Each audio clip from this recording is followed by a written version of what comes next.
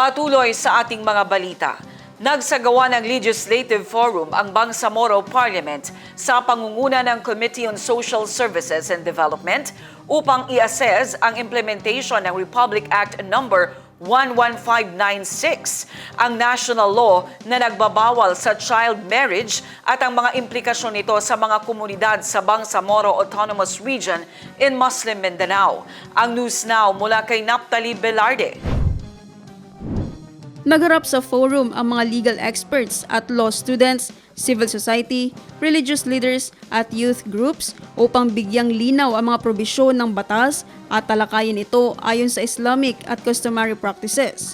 Sinabi ni Committee Chair Noreda Miswari, layunin ng hakbang na isulong ang informed discussion, iwasan ang misinformation at suportahan ng batas hinggil sa child protection.